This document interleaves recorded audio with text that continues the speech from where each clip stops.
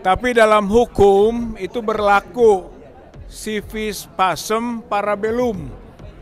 Artinya kalau mau damai siapkan perang. Gitu. Jadi kita sebagai penggugat ini sudah siap perang secara hukum. Aguan katanya sedang ke luar negeri. Jangan-jangan kabur. Gitu ya. Menurut saya ini harus dicekal cepat-cepat. Gitu. Ini ada pertanda. Ini sinyal bahwa Aguan mau kabur. Sekarang sudah ada bukti di luar negeri katanya kan begitu. Prinsipal. Maaf. Ya, Assalamualaikum warahmatullahi wabarakatuh. Nah, saya termasuk prinsipal dalam kasus ini. Sekarang agendanya agenda mediasi. Mediasi itu perdamaian, begitu intinya. Tapi dalam hukum itu berlaku civis pacem para bellum. Artinya kalau mau damai siapkan perang. Gitu. Jadi kita sebagai penggugat ini sudah siap perang secara hukum, gitu ya. Karena untuk akhirnya bisa mencapai keseimbangan, equilibrium, gitu, tentang mengembalikan lagi hak-hak rakyat yang telah dirampas oleh Aguan, Antoni Salim, Erlangga, Jokowi, dan teman-teman yang lainnya. Jadi kita memang sudah siap perang hukum di sini. Itulah yang kita sebut tadi dengan kalimat siap masuk ke pokok perkara. Tapi sekarang kan area damai. Nah, untuk damai ya siap perang. Itu satu poin utama. Kedua, bahwa Aguan katanya sedang ke luar negeri. Jangan-jangan kabur. Gitu ya. Menurut saya ini harus dicekal cepat-cepat. Gitu. Ini ada pertanda. Ini sinyal bahwa Aguan mau kabur. Sekarang sudah ada bukti di luar negeri katanya kan begitu. Jadi cegah sekarang imigrasi atas Aguan, atas Antoni. Jangan sampai orang yang berbuat zalim, jahat kepada rakyat dibiarkan kabur. Yang ketiga, tadi sudah disampaikan bahwa setelah dipanggil harus hadir sekurang-kurangnya dengan video call. Tapi kuasa hukum kita hebat. Nggak usah mikir dulu video call, hadir dulu. Itu sebagai bukti itikat baik. Ini bukan menyangkut hal-hal yang disebut tadi damai, tapi ini itikat baik. Kalau soal poin-poinnya sudah jelas di petitum kita, kuasa hukum sudah membuat narasi. Mana yang provisi, berhenti dulu semua kegiatan, gitu kan, baik pembangunan maupun pembebasan. Itu tuntutan kita sudah jelas. Mana yang pada ujungnya PIK 2 harus dihentikan. Mana yang harus membayar 616,2 triliun. Gitu, jelas. Itu mah tinggal mereka mikir aja mau nggak jalankan itu. Begitu, nggak mungkin kita mundur-mundur itu mah. Gitu, resume itu sekitar itu.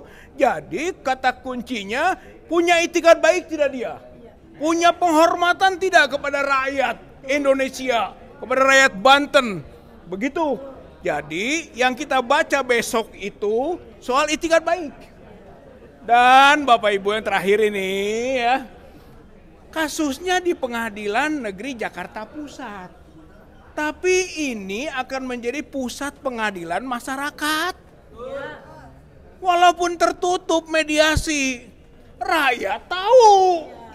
Begitu, rakyat bisa baca siapa Aguan. Rakyat bisa baca siapa Antoni Salim. Rakyat bisa baca siapa Joko Widodo. Siapa juga Erlangga. Siapa tadi para kroco-kroco lainnya. Gitu. Jadi, hei masyarakat bangsa rakyat Indonesia, lihat walaupun sidangnya tertutup mediasi, baca mereka. Mereka adalah orang-orang jahat. Mereka adalah pengkhianat. Mereka adalah penjajah. Mereka adalah perampas tanah-tanah bangsa kita sendiri. Oleh karena itu, kita siap melawan. Siap melawan secara hukum. Si vis, pacem, para, bellum. Kalau mau damai, siapkan perang. Allahu Akbar. Langsung Pak. Baik, Assalamualaikum warahmatullahi wabarakatuh. Saya bagian dari prinsipal penggugat. Wahai para tergugat, prinsipal tergugat, Anda ingin berdamai sama kami, sama rakyat Banten. Kenapa Anda takut berhadapan sama kami? Kita sudah niat baik untuk dimediasi. Jangan tunggu dipanggil, datang. Ya, kalau mau selesai, mau berdamai. Kalau tidak bisa berdamai, jalan terakhir adalah perang. Perang melawan hukum. Kalau itu yang diinginkan, ya kami layani. Datang, ya. Ini waktu kesempatan minggu depan untuk dihadirkan, jangan ada alasan. Kenapa takut berhadapan sama kami? Ya, kami ini mewakili rakyat Banten. Selesaikan masalah ini, perkara ini selesaikan dengan cara yang damai. Jangan menunggu perang. Perang adalah jalan terakhir. Apabila damai tidak bisa diselesaikan, mari kita perang melawan hukum. Di belakang kami rakyat Banten semua. Rakyat seluruh Indonesia mendengar semua perkara ini. Itu aja dari saya. Terima kasih. Assalamualaikum warahmatullahi wabarakatuh. Assalamualaikum warahmatullahi wabarakatuh. Waalaikumsalam warahmatullahi wabarakatuh. Yang paling pokok dalam hal ini adalah macam tadi di ruang mediasi. Mediasi itu dibentuk adalah untuk pertemuan para prinsipal, penggugat dan tergugat yang asli. Jadi bukan cuma berlindung dengan surat kuasa. Surat kuasa untuk menghadiri mediasi, bukan itu. Harus prinsipal yang hadir. Kalau memang benar Aguan CS jantan, katanya warga negara yang baik katanya, datang. Jangan berlindung dengan surat kuasa untuk mediasi. Cuma itu aja. Jadi mudah-mudahan nanti benar-benar dipanggil.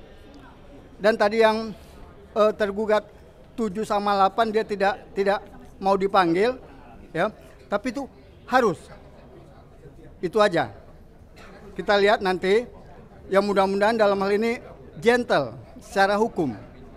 Aguan CS gentle secara hukum, datang, hadapi. Kalau memang benar dan tidak salah, hadapi. Itu aja.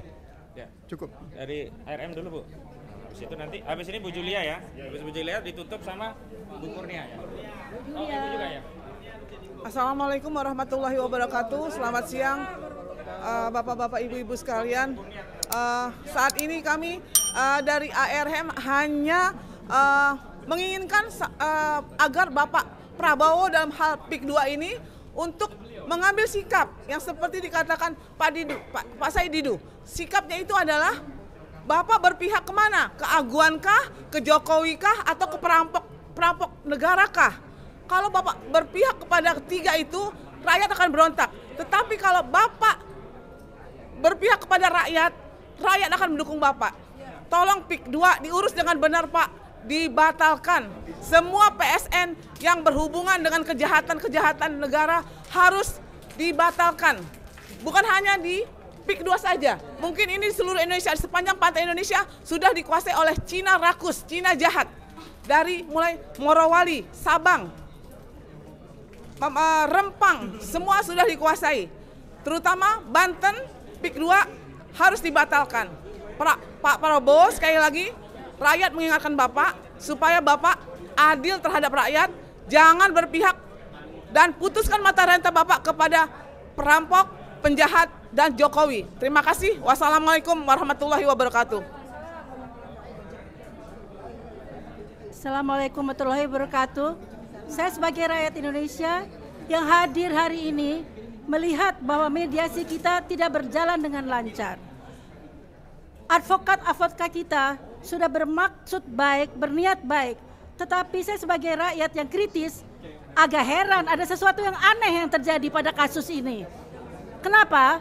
Pada saat tadi dikatakan bahwa rakyat kita di Banten dizalimi, dipersekusi, kemudian dilakukan segala kezaliman atau segala penganiayaan terhadap rakyat Banten, mengapa ada pihak lain dari pihak Aguan memasarkan PIK 2 secara yang aneh sekali, berbahasa Mandarin atau tepatnya bahasa Cina, sehingga saya rakyat bertanya, tampaknya mereka menjual tanah di negara Banten kepada rakyat negara Cina. Sehingga saya bertanya, selama ini ada kata-kata Pak Prabowo tidak boleh ada negara dalam negara Indonesia.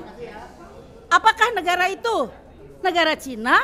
Saya tanya kepada Aguan, saya tanya kepada Antoni Salim, saya tanya kepada Pak Jokowi, apakah pembangunan PSN di PIK 2 itu ada hidden agenda, ada agenda tersembunyi bahwa ada rencana invasi negara asing ke negara kita, supaya rakyat tahu bahwa ini bukan sekedar Aguan saja atau keaguan saja. Apakah ada backup dari negara Cina? Saya hanya bertanya saja, kenapa diiklankan dalam bahasa Cina, bukan bahasa Inggris, bukan untuk negara Inggris, Amerika atau Jepang misalnya. Hanya negara Cina kebetulan. Nah, kalau itu ada hidden agenda, kemudian terjadi negara dalam negara, maka saya katakan kepada Pak Prabowo sebagai Panglima tertinggi, kepada Panglima, kepada para KSAL, KSAU dan KSAD, negara dalam bahaya. Karena luas PIK 2 itu amat sangat luas, lebih besar daripada negara Singapura, sehingga sangat aneh bahwa begitu besar ada tanah-tanah yang dikuasai oleh jaringan itu, oleh jaringan oligarki hitam itu. Bagaimana itu bisa? Siapa yang melakukan korupsi, kolusi ataupun nepotisme di kalangan pejabat kita, penguasa kita di daerah itu, dalam hal ini rakyat Banten, karena banyak di seluruh daerah Indonesia. Sudah dikatakan banyak sekali, ada Rempang dan segala macam yang kita semua rakyat sudah tahu. Pasti ada kong kali kong. Nah, kalau misalnya itu terjadi korupsi, nepotisme, maksud saya KKN, korupsi, kolusi, nepotisme, itu sudah melanggar aturan. Jadi kalau misalnya mediasi ini mereka tidak mau patuhi, lalu kita lanjut ke medan perjuangan di persidangan, di pengadilan, bahwa kalau terbukti ada korupsi, kolusi antara oligarki hitam dengan para pejabat kita yang melanggar undang-undang, itu sudah cukup untuk memenjarakan mereka. Kemudian Jokowi pun dipenjarakan sebagai pihak pengkhianat bangsa kalau terjadi ada hidden agenda antara negara kita dengan negara Cina. Mudah-mudahan kerjasama yang selama ini dikerjakan dengan negara Cina tidak seperti itu. Tapi saya tidak yakin. Kita lihat nanti perkembangannya. Hanya ini saya lemparkan kepada seluruh rakyat Indonesia. Itulah yang terjadi saat ini. Terima kasih. Assalamualaikum warahmatullahi wabarakatuh.